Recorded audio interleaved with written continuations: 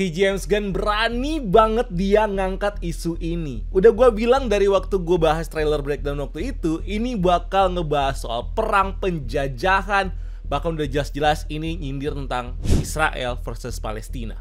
Well, bukan cuman itu yang bakal gue bahas. Di sini gue bakal ngebahas ending atau gue bakal breakdown film Superman-nya James Gunn yang udah dapat banyak review yang bagus-bagus dari semua para reviewer ya.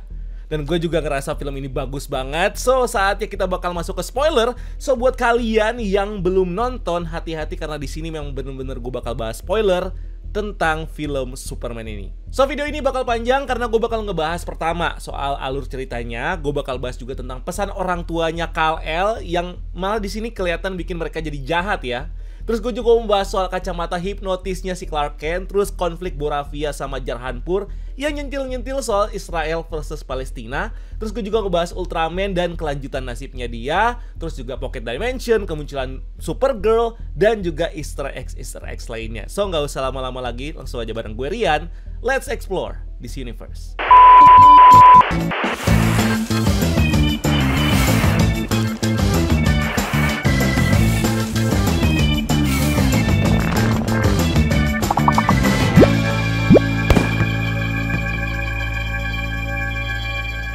Jadi film ini secara timeline menceritakan Superman yang udah beraksi selama 3 tahun di Metropolis, bahkan di dunia. Salah satu aksi paling kontroversialnya dia adalah ketika dia ikut campur dalam konflik antar negara atau perang antara Boravia melawan Jarhanpur, negara fiksi yang ada di DC Universe. Nah, di awal film diceritakan kalau Superman tuh sempat mengintervensi perang ini dan dia datang langsung ke Jarhanpur untuk membela rakyat Jarhanpur. Ini bikin militer Boravia jadi mundur, tapi malah bikin eskalasi perangnya tuh makin parah. Ceritanya, pemerintah Amerika dikomporin sama si Lex Luthor mempertanyakan tindakan Superman ini. Pihak Boravia ngerasa kayak dipermainkan sama pemerintah Amerika. Lagi-lagi ini karena si Lex Luthor yang ngompor-ngomporin. Dimana mereka ini ngerasa Amerika kan ngasih bantuan persenjataan, tapi ada Superman di sana yang malah jadi lawan mereka. Dan Superman karena base-nya di Amerika, ketika dia ada di Jarhanpur, ini jadi kayak mewakili Amerika di perang itu. Superman sendiri ya bertindak bukan merepresentasikan siapa-siapa, bukan juga buat ngelawan Boravia. Dia cuman gak pengen ada orang yang mati, itu aja. Dimana ini diungkap di wawancara intens sambil berantem antara Lois Lane sama si Clark Kent. Nah, lebih lengkapnya gue bahas ini di bagian belakang. Kita fokus dulu ke alur ceritanya. Nah, ceritanya sebagai balasan atas intervensi Superman ini, Boravia tuh mengeluarkan senjata andalannya mereka. Ini adalah sebuah sosok dengan baju besi yang dikasih nama Hammer of Boravia. Nah, dia datang sengaja ke Amerika ini buat ngacak-ngacak Amerika sebagai respon tindakan Superman di Jarhanpur. Dimana tindakan itu tuh dianggap mewakili Amerika. Nah, ternyata Hammer of Boravia ini adalah armor yang isinya adalah orang yang dikendalikan sama si Lex Luthor, which is Ultraman. Dimana si Ultraman ini dikontrol penuh sama Lex Luthor, baik itu gerak-geriknya sampai ke gaya bertarungnya. Di sini Lex Luthor diceritain udah mempelajari semua gaya bertarungnya Superman. Udah hafal mati lah pokoknya dia, sampai bikin si Ultraman ini bisa dengan mudah bikin Superman babak belur. Dan ini karena si Lex Luthor saking pinternya dia bisa membaca dan menghafal semua gerakan Superman. Dan dia juga bisa mengendalikan gerakan apa yang harus dilakukan sama si Ultraman. Di awal-awal si Superman ini sampai babak belur, sampai-sampai dia harus pulang ke Antartika buat menyembuhkan lukanya dia. Dia minta tolong sama Krypto si Superdog buat bawa dia ke Fortress of Solitude buat disembuhin sama robot-robot asistennya. Di proses ini, buat menenangkan si Superman, para robot ini muter rekaman pesan dari orang tua kandungnya Superman, si Jor-El sama Lara Lorvan. Rekaman ini tuh isinya motivasi buat Kal-El untuk menjadi penyelamat umat manusia. Tapi rekaman ini tuh cuma setengah, dimana rekaman versi panjangnya ini setengah ke belakangnya itu rusak. Jadi Superman nggak pernah bisa dengerin sisa rekamannya itu.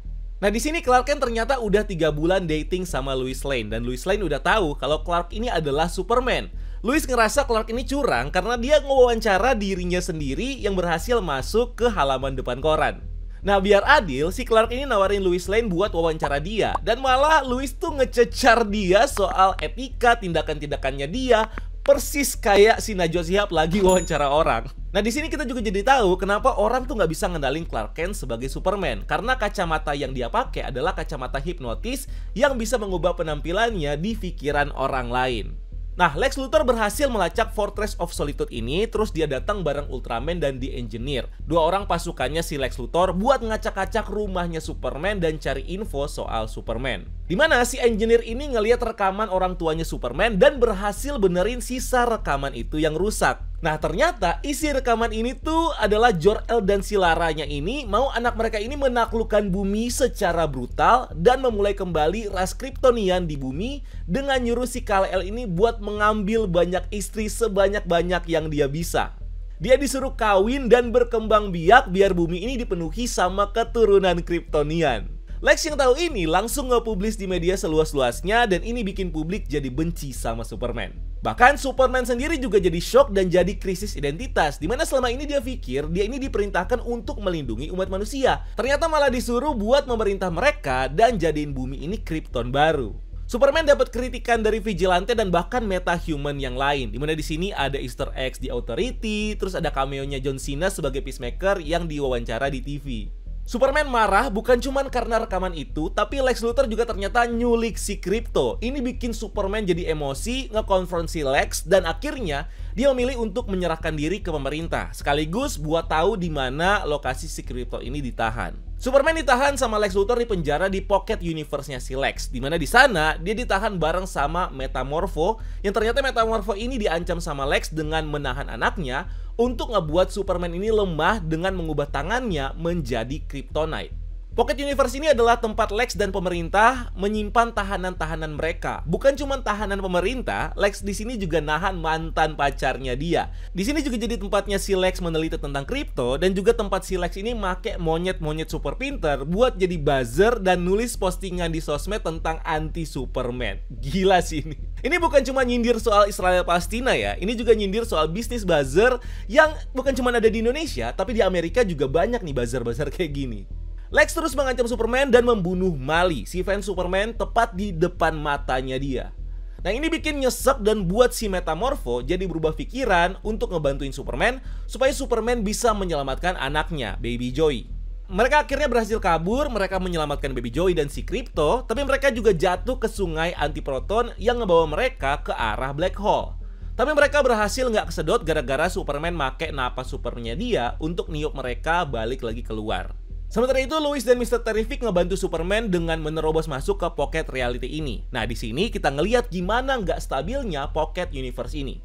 Setelah lolos, Lois ngebawa Superman pulang ke Smallville buat recovery sama Pak Kent dan juga Maken, orang tua angkatnya si Clark. Nah, Jimmy Olsen, rekan kerjanya Clark Kent dan Lois Lane di Daily Planet, ternyata pernah pacaran sama pacarnya si Lex Luthor yang sekarang, Eve. Yang dimana karakter ini dari awal film kerjaannya tuh cuman selfie mulu. Ternyata si Eve ini jadi informannya Jimmy, dimana dia ngebocorin Jimmy foto-foto selfie-nya dia yang ternyata mengungkap kesepakatan curang si Lex Luthor sama Presiden Girkos dari Boravia. Dimana ternyata Lex ini mendanai invasinya dengan imbalan setengah jar Hanpur yang bakal dijadiin sama Lex Utopia Teknologi, dimana di sana dia bakal jadi rajanya. Nah, karena kesel Superman lolos dari penjaranya, Lex ini mancing Superman yang lagi pemulihan dengan memaksa keretakan Pocket Dimension-nya ini sampai nyebar ke seluruh metropolis dan ngebuka black hole di bawahnya. Superman dan Mr. Terrific lalu coba mencegah keretakan yang malah dihadang sama The Engineer dan si Ultraman. Superman vs Ultraman yang dikendalikan sama Lex ini jadi fight yang nyaris nggak bisa di-handle sama Superman. Akhirnya, Ultraman dikalahkan sama Superman dengan menyuruh Krypto buat main lempar tangkap ke semua drone-drone-nya si Lex, dimana ini menghentikan Lex mengendalikan gerakannya Ultraman. Superman lalu ngegeser sendi lengannya dan ngebiarin Ultraman untuk masuk ke lubang hitam. Nah, di sini terungkap kalau Ultraman ini adalah cloningannya Superman yang berhasil dibuat sama si Lex Luthor dengan memakai sampel DNA dari rambutnya Superman. Dan mukanya Ultraman ini mirip dan persis banget kayak mukanya si Superman. Sementara itu, si Lex ini manfaatin momen repotnya si Superman ini buat melancarkan serangan Boravia ke Jan Hanpur. Tapi serangan ini diintervensi sama Guy Gardner, Metamorpho, dan Hawkgirl yang ngelempar Presiden Girkos jatuh sampai mati. Sementara itu, Superman, Krypto, dan Mr. Terrific berhasil sampai ke pusat komandonya Lex Luthor, di mana Superman sama Lex ini debat sengit soal apakah Superman itu alien tanpa jiwa atau malah manusia yang punya empati. Dimana di sini kita makin diperjelas kalau ternyata Superman itu tuh lebih manusia dari manusia. Krypto yang udah muak sama obrolan itu langsung menyerang si Lex Luthor, sementara Mr. Terrific berhasil menutup keretakan yang terjadi di Metropolis. Akhirnya, artikel Daily Planet dari Louis dan Jimmy jadi viral, membongkar kesepakatan ilegal Lex Luthor sama Boravia buat mendapatkan setengah tanah Jarhanpur, dan Lex juga di sini ternyata melanggar konvensi Jenewa soal penggunaan teknologi Pocket Universe. Dari sini, publik jadi benci sama si Lex Luthor. Di sini juga muncul Sean Gunn yang muncul sebagai Maxwell Lord, CEO dari Lord Tech, yang teknologinya muncul di sepanjang film ini. Lex Luthor lalu ditangkap dan para tentara bilang bahwa si botak itu ke Bel Reef, bukan ke Arkham atau ke penjara lain, tapi ke Bel Reef. Nah, Bel Reef ini adalah pusat tahanan di Louisiana, tempat Project Argus membentuk Task Force X alias si Suicide Squad dan Task Force M alias si Creature Commandos. Nah, sekarang semua tahanan yang ada di Pocket Universe-nya Lex ini dibebasin, dan Louis narik Superman buat wawancara, dan mereka ciuman mesra sambil melayang di gedung Cleveland Arcade. Dan Louis akhirnya ngebalas I love you-nya Superman. Nah, adegan terakhir film membawa kita balik ke Fortress of Solitude, di mana robot Superman number 4 udah diperbaiki setelah serangan di Engineer. Dia punya bekas luka dan dia pengen dipanggil Gary. Dia baca Daily Planet dengan berita utama lain dari Clark Kent yang menghormati Mali yang mati ditembak sama Lex Luthor. Terus kita juga dengar suara gedebuk-gedebuk, dan Gary bilang kalau sepupunya Superman ini udah balik. Dan masuklah Millie Alcock sebagai Kara Zor-El, aka Supergirl. Dia mabok parah dan dia bilang, apaan sih, kenapa pintunya dipindahin? Dan Superman ngejawab, gua nggak mindahin pintunya. Terus Kara nanyain anjing gua mana? Dan Krypto langsung bangun dari tempat tidurnya dan terbang ke arah si Kara. Kalau Superman benci dilompatin sama Krypto, nah Kara malah ketawa-ketawa. Superman bilang, tuh kan, ini tuh kenapa kelakuannya bermasalah, karena mungkin niru si Millie Alcock, si Supergirl. Dan akhirnya Supergirl dan juga Krypto ini pergi. Oke, sebelum masuk ke post credit scene, gue mau mengeksplor beberapa poin dari plotnya yang menurut gue menarik. Oke, plot twist terbesar di film ini datang dari pesan orang tua kandungnya Superman, Jor-El, yang diperanin sama Bradley Cooper, dan istrinya Lara nih, emaknya si Kal-El.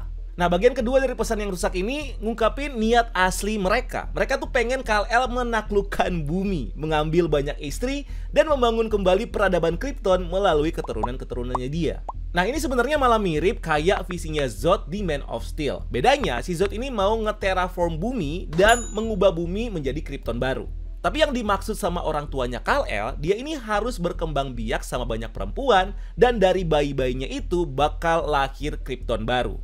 Nah, kalau kayak gitu berarti dari awal emang tujuannya para Kryptonian ini emang jahat dong? Ya, sebenarnya nggak juga sih. Kita tuh harus tahu dulu karakteristik dari para Kryptonian ini. Nah, bangsa Krypton ini nggak jahat-jahat banget sebenarnya. Kayak mereka tuh kayak utilitarian lah. Mereka ini ngelihat hasil akhir atau akibat dari tindakan mereka buat mendefine sesuatu itu tuh baik atau buruk. Bukan malah di prosesnya, tapi di hasil akhirnya. Nah, kalau kita perhatiin lagi, tujuannya si Jor-El ini, pertama dia tuh mau nguasain bumi. Yang kedua, menciptakan Krypton baru di bumi. Nah, menguasai bumi ini belum tentu juga untuk memusnahkan manusia. Nah, buat para Kryptonian, manusia di bumi itu kayak ras primitif dan juga inferior. Nah, bumi ini kan disinari sama matahari kuning. Matahari yang malah ngasih kekuatan buat kaum Kryptonian. Mereka ini paham kalau posisi mereka ini tuh lebih tinggi dari manusia. Jadi mereka ngerasa kalau mereka ini punya hak buat memimpin dunia dan orang-orangnya. Nah, dari pesannya Jor-El ini jelas di awal, yaitu untuk melindungi bumi dan manusianya. Jadi menguasai bumi di akhir pesan itu jelas bukan dengan memusnahkan manusianya, karena di pesan yang pertama yang diingat sama si Jor-El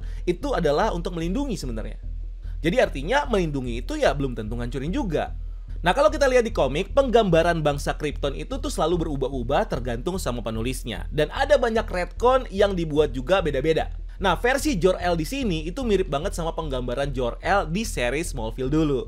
Nah, di seri Smallville, Jor-El pengen anaknya ini menaklukkan bumi dan memerintah bumi. Karena itu satu-satunya cara buat mencegah umat manusia nggak bernasib sama kayak Krypton yang hancur.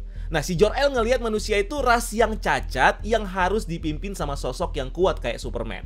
Dan di semua film Superman, motivasi Clark Kent untuk jadi hero pelindung manusia tuh selalu datangnya dari rekaman pesan orang tuanya.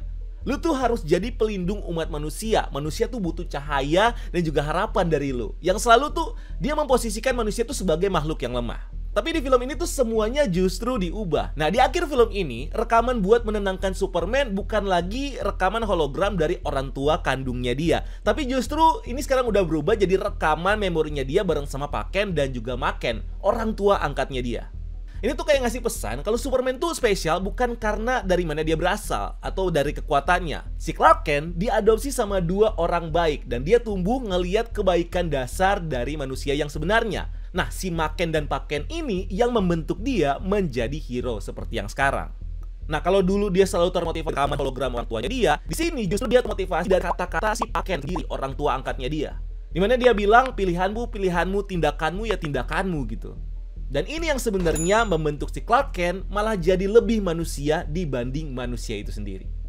Nah, di film ini kita juga akhirnya tahu kenapa cuman dari kacamatanya doang orang-orang jadi nggak bisa ngenalin Clark Kent sebagai Superman. Nah, ini tuh karena si Clark Kent itu pakai kacamata khusus yaitu Hypno Glasses. Ini adalah kacamata hipnotis yang bisa mengubah penampilan Clark Kent di pikiran orang lain. Jadi pas dia pakai kacamata itu, dia secara nggak langsung menghipnotis orang lain untuk berpikir dia tuh bukan Superman. Nah, ide ini tuh datang dari komik Superman nomor 330 yang dirilis tahun 1978.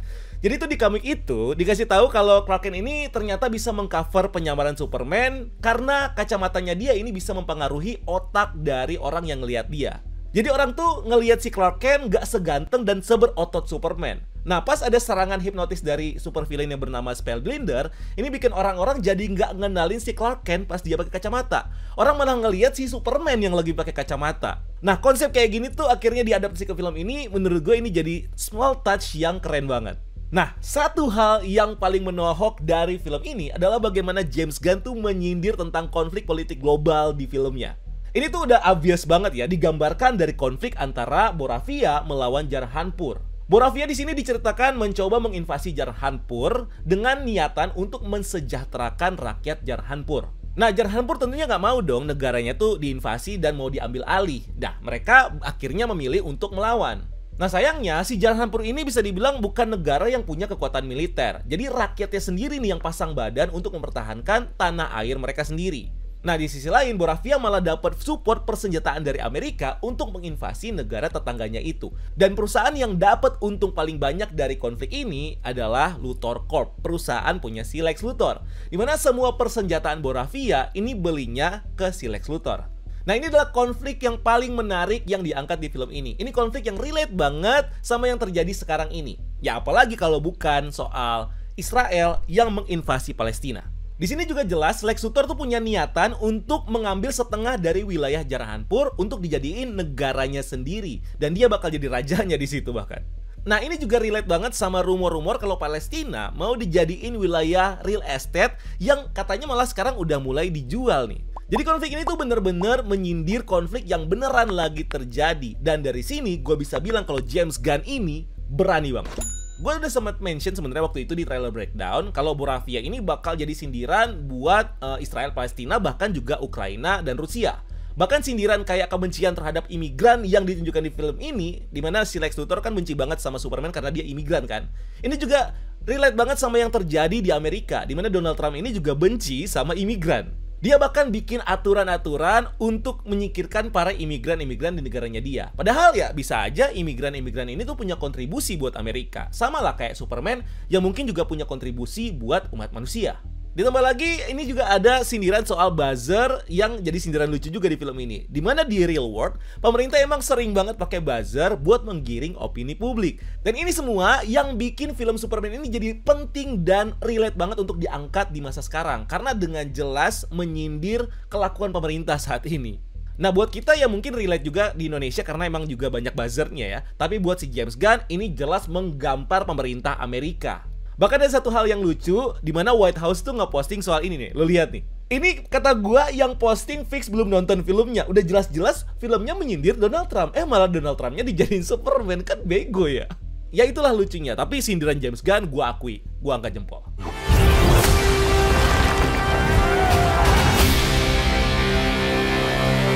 Nah, soal Ultraman. Setelah banyak teori tentang Ultraman ini, yang sebagian besar tuh pada bener kan? Di sini terungkap kalau Ultraman ini tuh bukan Superman dari universe lain, tapi dia ini adalah cloningannya Superman, dimana si Lex Luthor ini ngaku kalau dia menciptakan Ultraman dari satu helai rambut Superman yang ditemukan. Cloningan ini tuh yang menyamar jadi Hammer of Boravia yang berhasil mengalahkan Superman di pertarungan pertama di awal-awal film. Tapi Ultraman di sini bukan cloningan dia yang sempurna. Secara fisik dia memang punya kekuatan yang nyaris sama kayak Superman karena dia ya cloningan. Dan mereka jelas punya DNA yang sama. Nah, yang bikin Ultraman ini bisa ngalahin Superman adalah strategi dan ilmu yang dipunya sama si Lex Luthor. Lu bayangin, si Lex Luthor seniat itu mempelajari gerakannya Superman, setiap gerakannya dia pelajarin supaya dia bisa tahu dia harus ngapain buat menghindari dan menyerang balik Superman. Ini jelas bikin Superman tuh jadi kerepotan, bahkan nyaris kalah.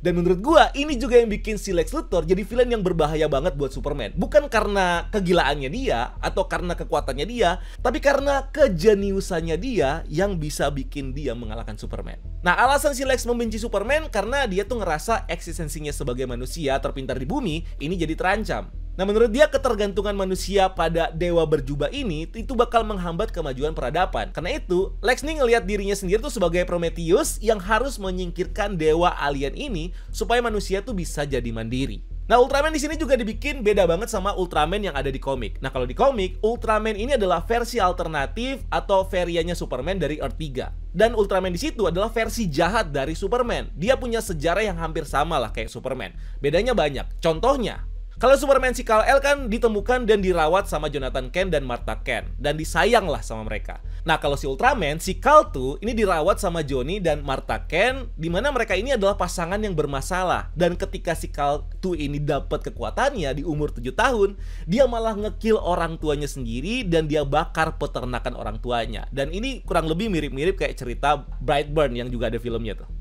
Nah, Ultraman di sini justru mirip kayak karakter yang bernama Bizarro. Bizarro ini adalah cloningan Superman yang dibuat sama Joker sebagai versi gila dari Superman. Nah, yang menarik adalah si Bizarro ini akhirnya meninggalkan bumi dan menciptakan buminya sendiri yang berbentuk kotak yang dia kasih nama Hathray, kebalikan tulisan dari Earth. Nah, Ultraman di sini sama Bizarro yang di komik tuh sama-sama cloningan Superman. Mereka juga sama-sama versi yang tidak sempurna dari Superman. Jelas banget si James Gunn ini mengambil inspirasi Bizarro buat karakter Ultraman ini. Nah, yang menariknya lagi di ending film ini, si Ultraman ini masuk ke dalam black hole yang dari sini udah kebayang banget nih kalau mungkin si Ultraman ini entah dia bakal mental kemana, dia bakal menemukan kekuatannya sendiri yang nantinya dia bakal menciptakan buminya sendiri yang bakal dia tinggalin, yang mungkin buminya ini berbentuk kotak dan bakal dinamakan Hathray sama dia. Nah, dia mungkin bakal ketemu sama makhluk-makhluk lainnya yang mungkin nyasar juga. Dan menurut gua, ini tuh bisa banget buat dieksplor lagi dan dijadiin film tersendiri. Ya, tanda-tanda udah ada lah ya kesana. Tapi ya, gua nggak mau banyak berteori dulu karena ini masih awal-awal DCU juga. Dan belum ada tanda-tanda kayak judul atau apa yang bakal mengangkat soal Ultraman ini. Nah, yang menarik lagi di film ini adalah soal Pocket Universe. Di sini Pocket Universe tuh digambarin kayak zona penyangga antara DCU dan universe lain. Dimana di sini ada black hole sebagai pusatnya. Nah, James Gunn udah confirm kalau teknologi ini tuh terhubung dengan Quantum Unfolding Chamber dari series Peacemaker. Nah, teknologi inilah yang nantinya kemungkinan besar akan menjadi fokus di Peacemaker season kedua nanti. Nah, Pocket Universe ini tuh bisa jadi pintu buat nyambungin ke konsep multiverse-nya DC. Jadi bukan Marvel doang nih yang lagi fokus ke multiverse. DC bahkan jelas-jelas udah menganggap film-film di luar DCU sekarang itu sebagai Elseworld-nya mereka atau universe lain di dalam multiverse-nya DC. Nah, bisa jadi ini tuh cikal bakal koneksi antara satu universe ke universe lainnya atau gimana. But at least ya bibit-bibitnya udah mulai ditanam di sini sama James Gunn buat dikembangin lagi ke depannya melalui Pocket Dimension ini. Jadi kita nggak perlu nunggu The Flash dulu lah ya buat mengeksplor soal multiverse DC. Dari sini udah bisa sebenarnya.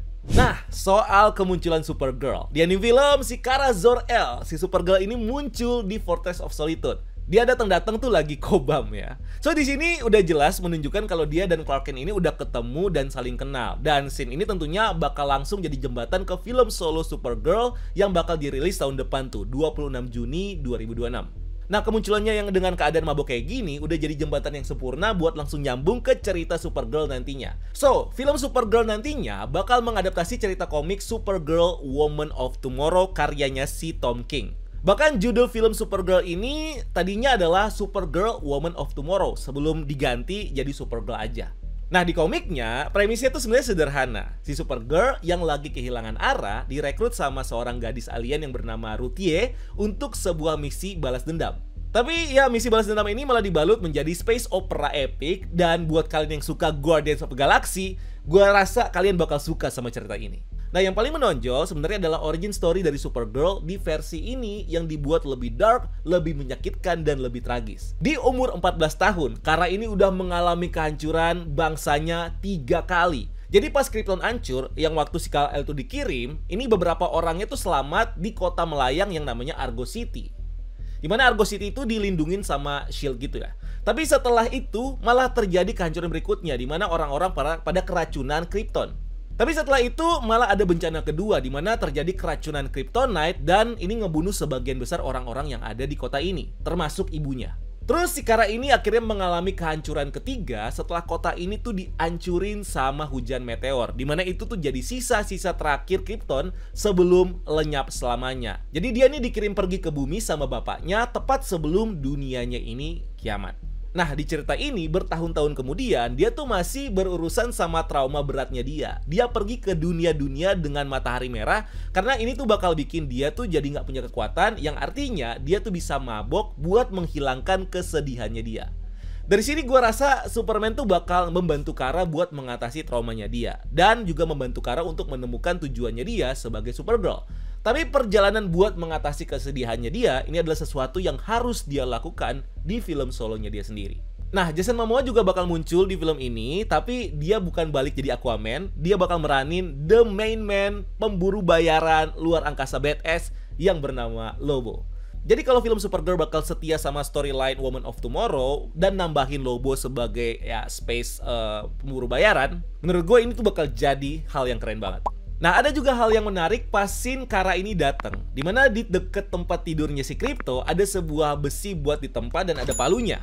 Nah, ini mungkin adalah Cosmic Anvil atau Solar Hammer dari komik All Star Superman. Jadi di komik, Superman ini menggunakan palu dan juga tempat penempa ini untuk menempa matahari ini sebagai makanan untuk Sun Eater, peliharanya dia. Nah, lokasi ini juga ada di sebelah mangkoknya Krypto. Jangan-jangan Superman tuh selama ini ngasih makan Krypto dengan matahari mini hasil tempaannya dia ya. Secara kita nggak tahu kan Krypto ini makan apa sebenarnya. So, film ini ngasih banyak petunjuk dan masalah-masalah buat dijawab di project-project yang mendatang. Mulai dari masalah Pocket Universe yang nggak stabil, yang kemungkinan ya belum selesai, terus kemunculan si Maxwell Lord sama The Authority dan penyebutan teknologi Quantum Unfolding Chamber yang bisa jadi cara si James Gunn untuk menyatukan elemen-elemen dari DCU lama untuk masuk ke DCU yang baru ini. Kayak mungkin ya The Suicide Squad sama si Blue Beetle. Terus juga ada Black Hole di Metropolis dan pembebasan para tahanan dari Pocket Universe yang bisa jadi sumber konflik baru yang harus ditanganin sama si Task Force M atau mungkin sama Green Lantern Corps. Plus masalah kayak Ultraman dan juga kelanjutan Supergirl yang nantinya juga bakal dieksplor lagi di cerita masing-masing. So dari sini menurut gua masa depan DCU ini udah cerah banget. Udah mulai kebuka potensi-potensi konflik dan juga cerita ke depannya. So kita tunggu aja apa yang bakal dilakukan sama James Gunn di universe barunya ini. Dan gua excited banget untuk nungguin apa aja yang bakal dibuat sama James Gunn.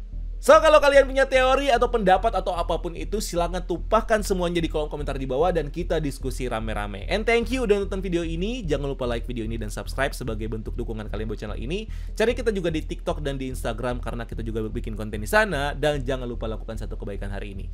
Gua belum bahas post credit scene, mungkin next gua bakal bahas post credit scene-nya. So, see you in the next video. Gua Ray, until next time, keep exploring the multiverse.